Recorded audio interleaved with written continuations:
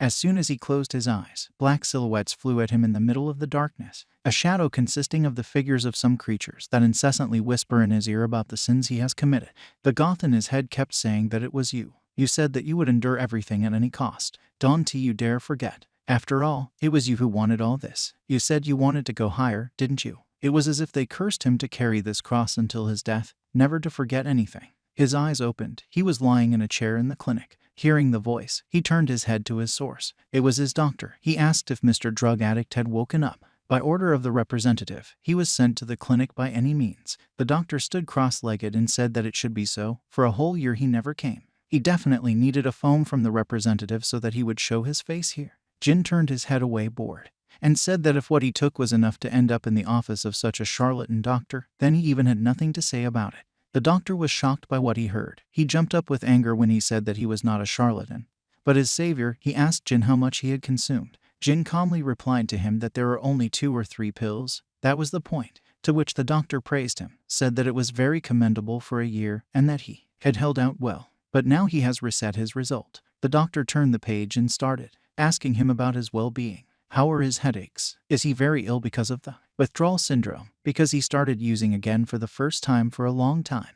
Does he have dizziness or a state of anxiety? To which Jin put his hand in his head and said that his head was just splitting and his hands were shaking like some sick person. The doctor asked him what was wrong with his sleep, but that Jin got up from his chair and looked at him with his sleepy eyes. The doctor will ask him if he still has nightmares. Jin thought to himself that he would rather call these not nightmares, but memories that he would not want to remember, but he didn't say it out loud. To which the doctor told him that he would give him a neuroleptic and let him kindly flush all his drugs down the toilet. And since then, every month, he will have to take an analysis of biological fluids for the content of narcotic substances in the body, the results of which will be sent directly to the representative. He remembered in his head how she had told him not to disappoint her anymore. He thought to himself that she wouldn't even let him live normally. But, however, it didn't look like she wasn't going to leave a Shinhae on him, as she claimed. When the doctor started injecting a neuroleptic, Jin remembered how much this feeling was unpleasant. It is worth the needle to penetrate the skin and everything. Consciousness floats. The tension goes away without leaving a trace. He didn't like this kind of inhibited state.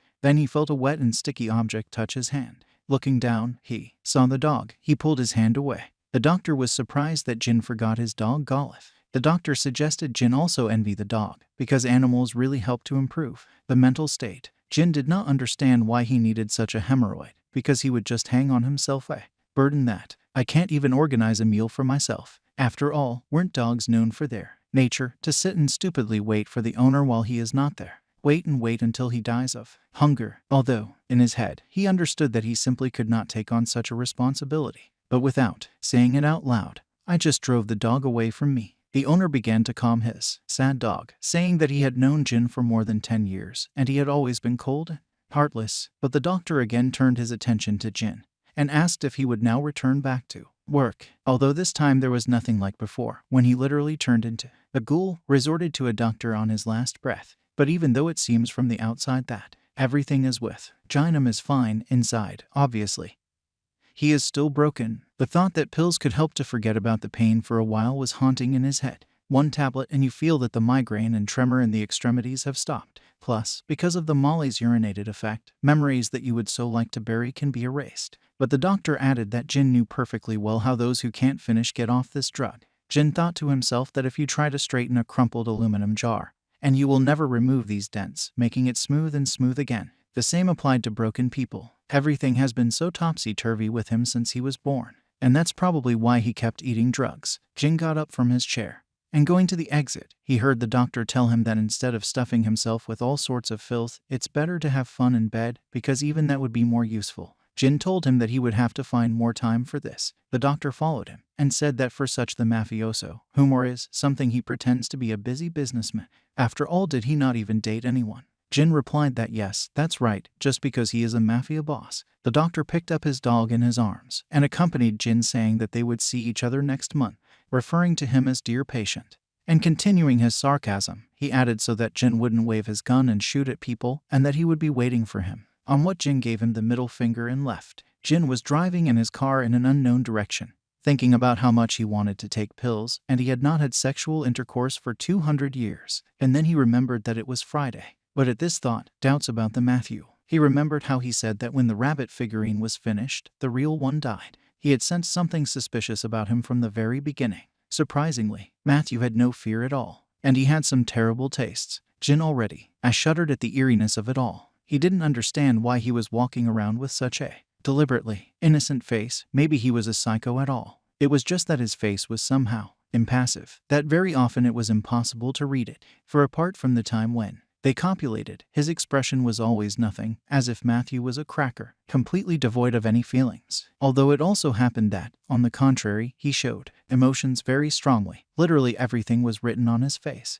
But, one way or another, there's definitely something wrong with the head. Funny, that earlier Jin would have just gone to a bar, picked out someone from those who flirted with him, and dragged him to a hotel. But now, the one who beckons him is a sculptor boy. He turned the car around and drove in the direction of the workshop. Creaking the door to the basement, Jin slowly walked in. Going down the stairs, he noticed that the room was suspiciously quiet, and he thought that no one was there. He was walking on. He came across a strange object with his foot, and looking down he saw a construction helmet. He was surprised to himself and thought, come on, it seems now he is also working at a construction site. When he got closer to the sofa, he saw Mathew's body lying calmly on it. He looked at him one more time and kicked the sofa on which Mathew was lying. He asked if he was asleep. He shook him and told him to get up. After all, he came, right after work, and the one with whom copulation was expected sleeps without hind legs, and even though the grass does not grow. He leaned over to his ear and asked, "Oh, dear master of sculptural affairs, do you need a model by any chance? It's Friday, you need to get to work, don't you?" He was looking at Mathew, and he looked like a man who had lost consciousness while sleeping. Like a stone, he won't even move. He wondered if Mathew was breathing at all. Putting his ear to Mathew's mouth, he heard him snuffling. Jin thought to himself that in this state, he could not even be grabbed and kicked. I came in vain. I just wasted my time. Jin didn't understand why Mathew then asked him to become his model. And suddenly he felt paper under the sole of his shoe. Looking down, he saw a drawing of his nape and neck covered with hickeys. But until these days, he hadn't thought about what Mathew Rayner really meant to him. Request to become his model. What importance the guy gave to this topic. He stubbornly insisted that Jin be his model and posed for him. And in response, I was ready to fulfill any whim of his, obediently do anything, if only he would agree. To such an extent, he was reckless about everything. Turning his head, Jin saw drawings of himself naked. The drawings were from different angles, and in different styles. Many depicted him in full, and some only small details. But the details displayed it. The body is so good that it was scary. There were so many of them that it was difficult to count. And it was only then that it fully dawned on him when he saw this wall, covered with drawings that showed through with a passionate desire. Only then did he remember his obsessive gaze that followed him everywhere.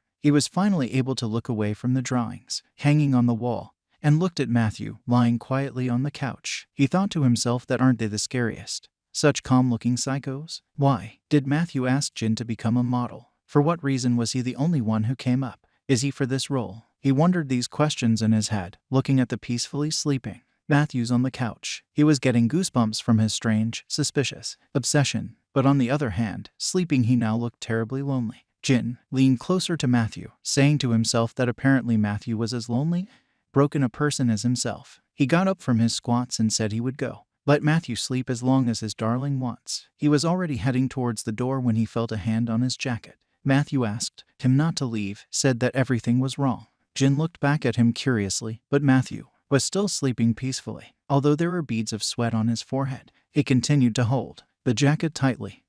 Beads of sweat rolled down his face and neck. Mathew quietly said that he did not do it, and asked not to leave him alone. Thanks for watching. Put like, subscribe to the channel.